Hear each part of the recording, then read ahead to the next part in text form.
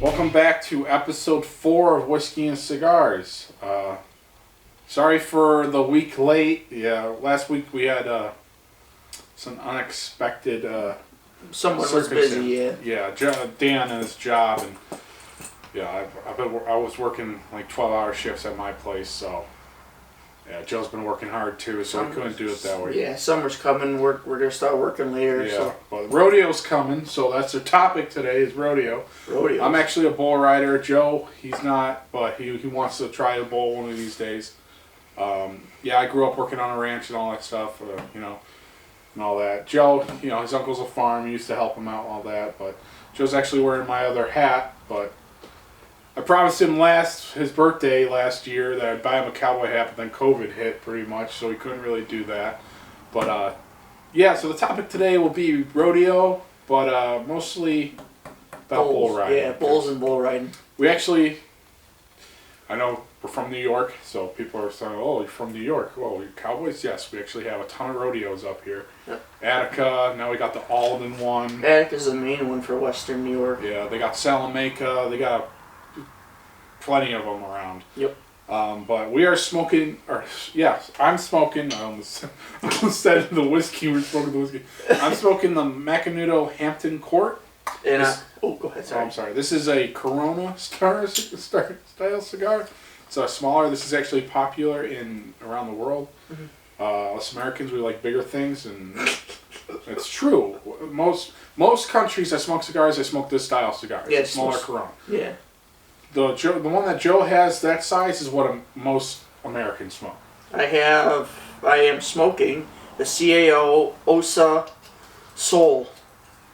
I don't know anything about it because I've had it for a few months and I just looked at it today. Is it dry? I think it is a little dry, but we're going to smoke it anyway. And we're drinking Devil's River. This is a Texas-based distillery. Texas bourbon whiskey. Yep, you can light up your cigar. It's from Devil's River. It doesn't say what river. They just call it Devil's River. It's mineral. Ranger John Coffee Hayes, actually. He named it the legendary Texas Powerful River, Devil's River, in 1840. And that water is so pure because it has, it's iron free and all that. So we're going to try it. It's 58% alcohol volume, which is 117 proof, which is actually stronger than the wild turkey that I normally drink. So this is going to be a lot different. We both actually have the same lighters, which is the Marlboro Cowboy lighter right today. Joe actually brought his own cigar and his own lighter today, so it's actually great. But Joe, if you want to start off with the topic today while I pour us some glasses and drink some, light up my cigar. So, like John mentioned earlier, the rodeos are coming up, and in July and August. A few months, I guess. Yeah. So, not in the near future, but in the coming future. And we're probably going to end up going to a couple of them this year. We haven't last year. At least that Attica one. Hopefully we'll go down south for those, but we won't. We don't know because of this COVID crap now. Yeah, and then so. Joe, I know last Friday we're talking ideas, and you're like, "Oh, I want to try bull riding," and I was giving you some pointers. You were talking about Bodacious, one of the most famous bulls. Oh yeah, Bodacious. If you don't know who Bodacious is, Joe, you'll educate them. It's like the '90s era of bull riding is one of the, in PBR history, one of the most dangerous bulls to ever do it. He's broken, I think, 2 faces, which is not many. No, I don't think any other bulls broke any person's faces.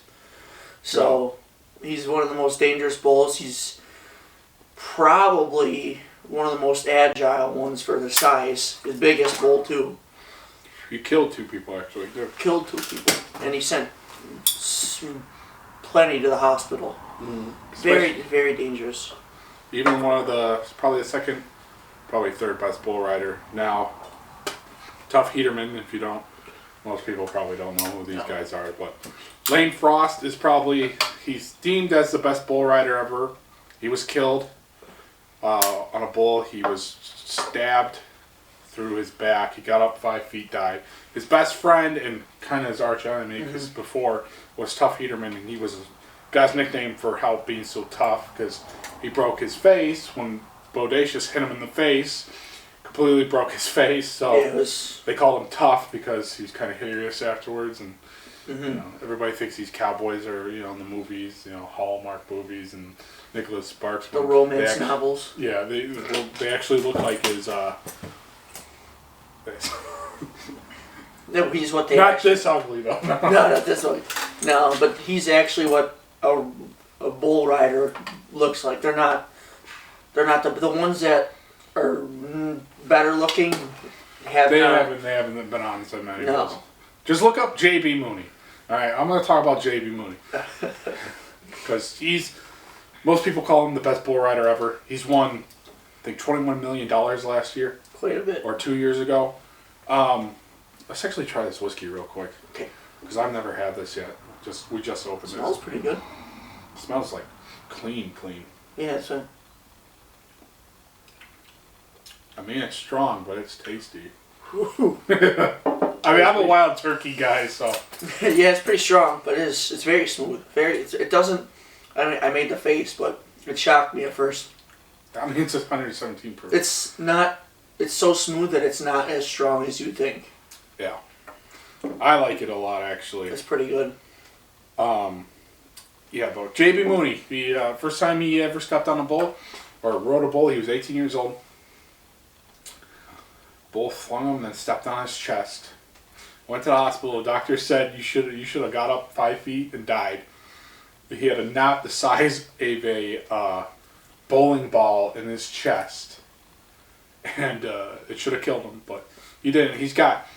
He's probably, I deemed him as the best bull rider because he's rode with broken hands, broken legs, almost a broken neck. And he's one of 2 people to beat Bushwhacker, which is the best modern day bull. He's the first person to beat There you go, the first person. Yeah, $100 off until he met J.B. Mooney, and and he's only like $120.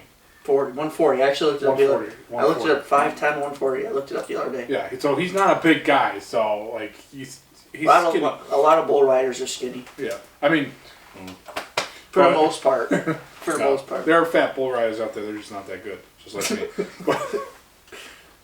but yeah, he's just all the odds were against him pretty much, and now he's one of the best bull riders. I mean, the guy drinks a lot of Coors Banquet, smokes cigarettes. Like he's not healthy. Bull riders 30 something now, I think. What I hate about the sport of rodeo now and just bull riding is that, I mean, if you go to the NFR, which is National Federation of Rodeo, which is the smaller rodeos like Attica or Alden, they sponsor that. PBR is the professionals, like the guys are winning a ton of money, which JJ Movie is. But you all start off in the NFR. But in the PBR now, if you look at the NFR, sorry, I'm jumping around. But you look at the NFR, these guys, they're working ranches, farm, you know, maybe they're working at some store or something. They're doing it for fun. These PBR guys now, it's all like, not a show, but it's like, they're weightlifting and all corporate, this. kind of. Yeah, they're weightlifting, they're like working out, and it's like J.B. Mooney doesn't do that. And he complains about it all the time. It's turning into like a showman sport pretty much. Like there's the athletic guys and there's just the guys that are just determined. What I like about the NFR is that these guys are just, you know, they just do it for fun and try to, you know, win a couple buckles. And buckles aren't that expensive. I've never won a buckle. I came close, but never won it. But yeah, it's you know, it's nowadays PBR, yes, they're the best bull riders, but it's different from back in the 80s and 90s. I mean, Lynn Frost, he ran his own ranch and then he did bull riding, so. I think he raised his own bull, didn't he? Yeah. And put it in the big PBR. Yeah, but it was like blue collar guys. Now it's turning into like these elite guys that just do it for the money. I feel like if you're going to want to ride a bull, you got to do it not for the money because. Yeah, do it because your cojones are huge. Yeah. But, yeah, so.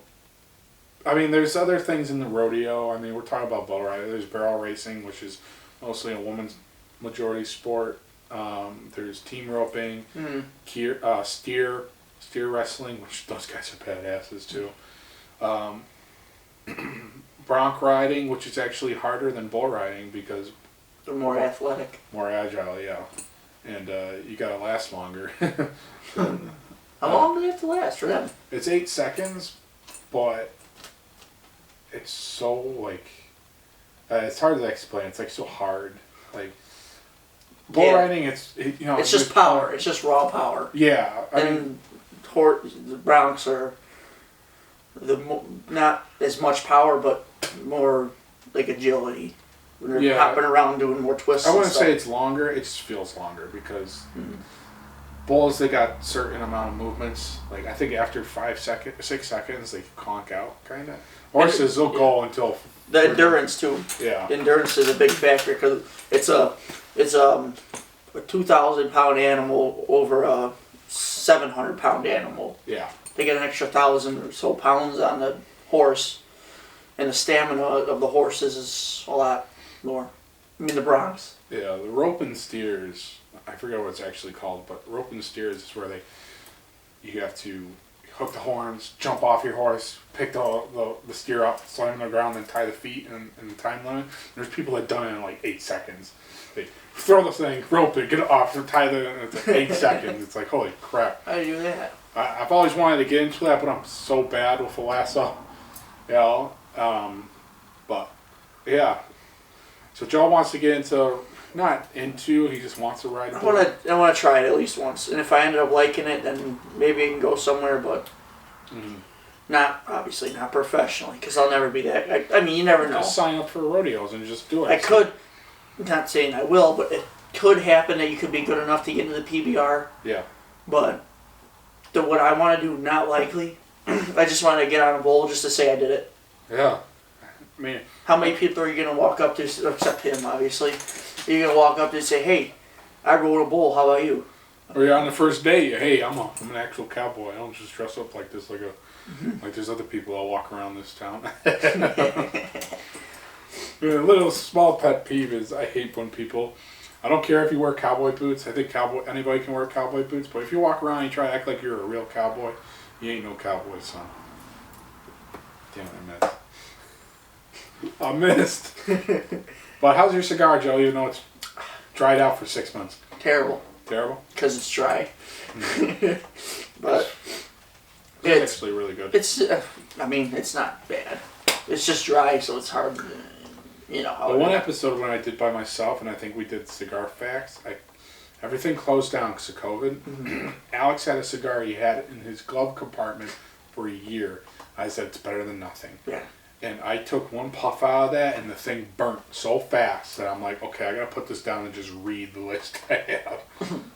But going back to the topic though, Joe, I want you to talk more. I feel like I'm talking a lot more than you. All right. Well, let's start back towards the beginning, but not at bull riding, but like encounters with bulls. Because I got a couple, not necessarily about me. I got one or two about me, but a few from my uncle and my dad. So, back when my dad was, probably 10 years old, he was feeding a steer. Feeding water to a steer. He goes, because, steers' heads are, bull cows in general, their heads are huge. Big, yeah. And they're really, gigantic. He was going up, the steer didn't mean it, obviously. I don't know, he said it was a steer, but it didn't mean it, obviously, but he went to give it water, and the steer went boom, and my dad went flying back against the barn door, and he's like, oh, he's 10 years old, so he's only, yay big. Maybe 80 pounds max. Yeah, my dad's skinny, he's a small person, but... Ball will kick your ass, man. But boom, gets knocked up against the thing, drops to the ground. The steer, obviously, I wasn't attacking him, or else he would have trampled him then. Yeah. He just didn't mean it. It's an 80-pound thing to pull, and it's like us hitting a plastic cup. But, and then, in that same barn, my uncle, when he was a while before he started taking the horns out, he was, same thing, he was going to feed a bull. Same door and everything. Pinned him up against the thing with its horns stuck into its side. His side like this. Holy crap. And then ended up turning its head and ripping his side out. Oh, God. But luckily, he's got a big gash, or, obviously a big scar on his side now, but it was, I've never had anything like that. No, luckily he's... I mean, I've been kicked in the throat by a horse, and I got my knuckles bloody and all that, but I've never... Yeah. Thank God that I've never had something like that, especially during a rodeo or something. And he walks up and he scratches him on the heads now. It's cool. It's just, they don't necessarily mean it, It's just, they see something that aggravates them, they know they're bigger. Yeah. So they can do it. But now it's like, bulls are like a big puppy. Except very dangerous. Yeah, well, they could be the most loving animals out there, especially like horses too. Like the Native Americans call them big dogs. I can't say the actual Native American language for it. Yeah. But they call them big dogs because horses aren't actually native to America. Yeah, they're pretty much big dogs. They're just huge dogs. They just want to be loved, and they love you. They will do anything for you too. I see. I don't know how many times at the ranch where I've been caught between me and a wild horse, or me and a bull, and my horse Stonewall has jumped right in and protected me. And he had scars from friggin' other horses and bulls, and he was a good horse. Yeah. Well, in fact, he was born next to a stone wall, so that's why he was called Stonewall. So. That's cool. Yeah. But, I never dealt with horses. Maybe we should get you on a horse first before we get you on a bull. Let's go right to a bull. Then you would never want to get on an animal and... God, stop it! Whap it in the head. Well, a lot of transitions from riding horse to bull actually helps out. Because you get your balance and your weight and all that. I mean, I'm not going to give you on a bronc and friggin' open up the gate and let her go, something like that. But that would be fun. We should do an episode about that. Yeah, we'll do it. Think about Matt had a good idea. We should do an episode while we shoot guns. That'd be a good episode. You can't. Why? It offends people. Yeah, does it? You get demonetized. Like that. It's not like we're making money from this anyway. 5 cents. I don't expect to make money from this. No, it's just for fun. Yeah. So, what's your verdict? Do you like the whiskey or no? Yeah, I do. Would you buy the whiskey? How much would you spend for that whiskey? $40.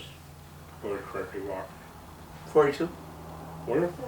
I don't know. I didn't hear what she said. I said $50. Oh.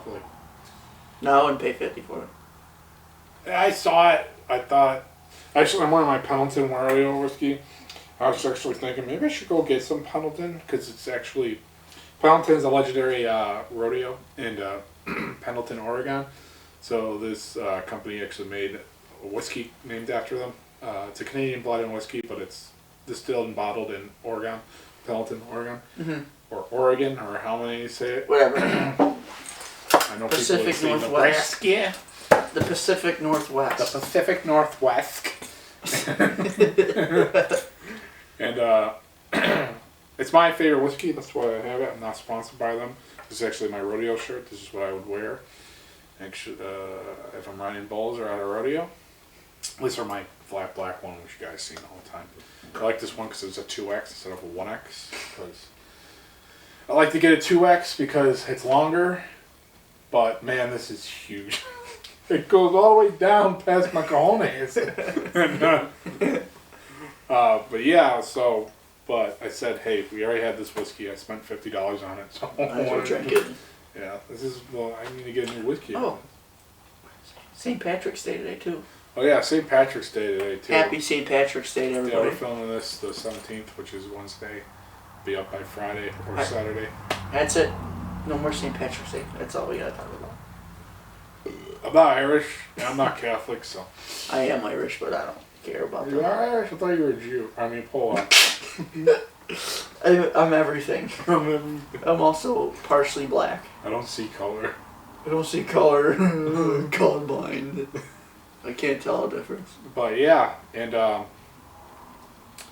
I encourage people to go out and view a rodeo. At least go. Most of the time it's cheap. It's like $5. Yeah, it's not very expensive to get in. Sometimes you could probably just walk in. And Might be expensive this year, but not as expensive, but more expensive. Yeah, but go to a rodeo. It's actually really fun. Like the atmosphere is. There's not many people. The after parties are fun too. Or they don't try to get into fights and all. It's not like an NFL game where there's drunk guys everywhere. Yeah. And drunk thoughts everywhere. People are actually there. They actually care. Takes more than 3 beers to get the people there drunk. Yeah. Unless they're white girl wasted. But I gotta get myself a Truly. And I'm gonna go over a couple things on myths about riding bulls and all that. Go ahead. No, they don't have bands around their nuts, as everybody thinks. The rope doesn't go around their nuts. So they're just so crazy that they don't like anything on them, so that's why they want to buck you off. If there was a rubber band around their nuts, they'd be a steer because the nuts would be cut off and will fall off after a while. What other? No, they don't. Like make the horns blunt. It's just if the thing has sharp horns, and it has sharp horns. What else is there?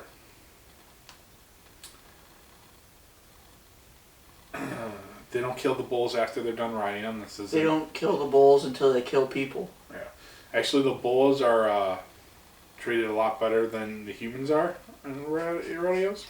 If the bull feels sick, they won't let it, like if it's not doing well, they won't let it compete. But if the cowboy's not doing well, they'll be like, suck it up, buttercup, let's go ride, pretty much, and all that stuff. It's just an animal. It's got feelings. Yeah, I'm sure it does. It does have feelings. It can feel it crush your chest underneath its hoof. Yeah. Or its, whatever you call them. And they don't hurt the bulls. It doesn't hurt the bulls because there's probably a lot of PETA people that are going to watch it. It doesn't hurt them at all. There's not many things that can hurt that bull. The skin is so thick. They're so pissed off that it's not so strong. You look up videos of bulls being angry. They pick up front ends of cars and everything. Yeah. It's just imagine that stepping on your face. Yeah, it's just the one that's what happened to Tough. It bucked up, smacked his face, knocked him out. He went back, came back forward, hit his face again. Yeah. That's what. It probably cracked the first time, and then the second time it just broke it. Because he probably thought he was going to go down, so he probly leaned down. That was bodacious because it's go down. So bodacious was more unpredictable than normal bulls. Yeah, they had to shoot that thing up with something. Yeah, yeah. As soon as the story bodacious, as soon as he hurt however many people he did, he killed the second guy. The owner's like, yeah, we're gonna retire him because he's just so dangerous. He got that mad bull, raging bull syndrome, pretty much. They didn't put him down. They retired him, and then he ended up passing away. Just dying, passing away. Yeah. A great bull to. I mean, only 3 people. 6 people only. 6 out of 140. Yeah, 140 actually rode him for the whole 8 seconds. One was Tough Heaterman. Yeah. I don't know the other 5. Exactly. I think maybe Lane Frost was in there, but I don't know. I don't know if he was active during Lane Frost. I think he was born in '88. Okay, then Lane Frost died mid-'80s, so no. I believe the bull Bodacious was born in 88. Late 80s at least. Yeah, so. And because he was 12 years old and he died in 2000. Yeah. So 88. Yeah, Lane Frost either died in 83 or mid-85, something like that. Yeah, early mid-80s, I believe. Yeah. Like you're right, yeah. But there's... I mean, if you do get into bull riding and actually go all the way up to PBR, it's a good amount of money. Even if you don't win, they pay you a crap ton of money. It's just like boxing. You don't win, you still get 50 G's. Manny Pacquiao versus Floyd Mayweather. Floyd Mayweather. They both got... Floyd got, what, $50 million for that fight. Pacquiao got 40. Yeah. And he lost. He could have threw the fight for all he... I don't care, $40 million? Yeah, I mean, I would have tried. Hey, if I lose $40 million, if I win, more money. Exactly. Yeah. Obviously, he didn't throw it a fight, but Yeah. Well, who won actually? Mayweather. I remember the Mayweather versus McGregor.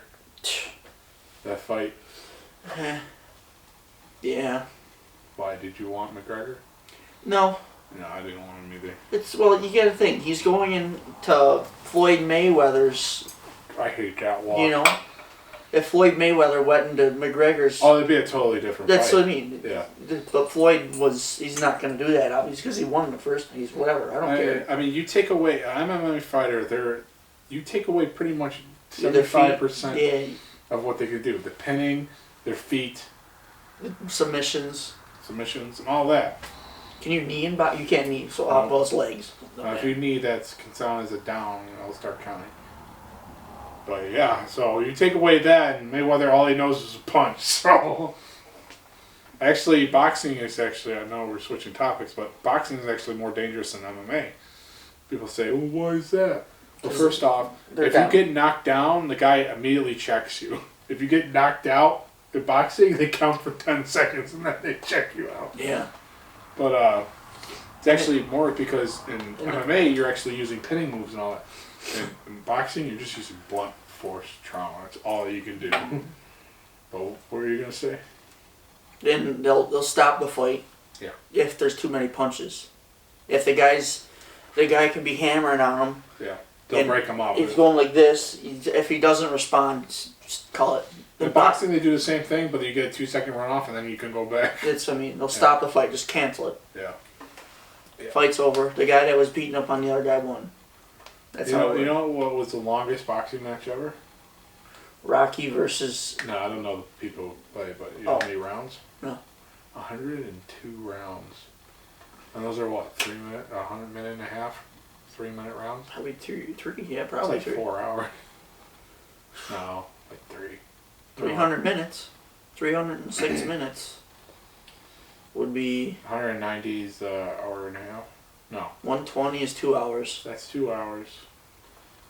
So double that, 240 is 4 hours. Plus, it's about 6 hours. Just around 6 hours. Holy crap. I'm way off on my counts. Let's go back on topic now. Yeah. So there's a modern day bodacious. Who's that? By the name of Bushwhacker. Oh, Bushwhacker. Just not as dangerous. He's dangerous, but just not as... He had 100 of successful buck-offs. Fatal. Not as fatally dangerous. Well, they dumped it down a little bit because back in the 80s was like the Wild Wild West of rodeo. No protective gear. No protection. Just go. Yeah. Hop on and go. Nowadays, you can choose. You can choose if you want to wear your hat or you can wear both. They have the one that stops here, so you can wear your hat and all that. But you're mandatory to wear that tight chest armor. Protects you from the horns. Yeah. Yeah, with the elbow pads. So because most guys, when they fall off, they go arms first. Yeah, so it helps with their. The shock absorption. Yeah, pretty much, and all that. But I know you wanted to talk about the famous bulls now. Yeah. So how we talked about bodacious earlier, and so there's a modern day, not as fatally, not as fatally dangerous as bodacious, but his name is Bushwhacker, and I think we mentioned him a little earlier. Only 2 people ever rode him for 8 seconds out of us, I think 100 or something. And 150, I think. 100, so there you go. He's a very, very good bull to ride. Very challenging bull. That's what I meant. Yeah, challenging like bull. The best of the best. And then, since we haven't seen him in a few years, I think, right? I think he's retired. He might be retired. Now there's another one. His name is Smooth Operator. He's a pretty looking bull. Is that the gray one? That's the white and black one. Yeah. He's a pretty looking bull. He's not doing great this year, but he is the #1 ranked bull for the past few years. I like Pearl Harbor, and then there's Semper Fi or Semper Fidelis. Yeah. Something. It's a whole long name. Yeah, it's quite a... COVID. But this year, as far as I know, he's only had 3 people... Smooth Operator, he's only had 3 people go 8 seconds on him so far. So, we'll wrap up the episode now because we don't want to take too much memory and too much time. But it's been a pretty long episode as far as we could go on and on and on about this stuff. I mean, we spent like 4 hours talking the last Friday about bull riding. But yeah, I encourage people to go out, watch PBR, or go to your local rodeos and check it out because it's actually really fun. But thank you for watching episode 4. I think it's episode 4. Hopefully it is episode 4 of Whiskey and Cigars. Sorry that we didn't have one last week. Hopefully we'll be back on track with these episodes. But summer is coming up, so we'll be doing a lot more stuff. I know the feed store, we're getting our spring stuff coming in, which is... I know, Joe, you're probably going to build more houses because it's getting nice weather. We're actually going out to Hamburg. So hopefully we can keep these on track. But if it does happen again, we're sorry. We hope that you understand. And over and out from 2 old cowboys.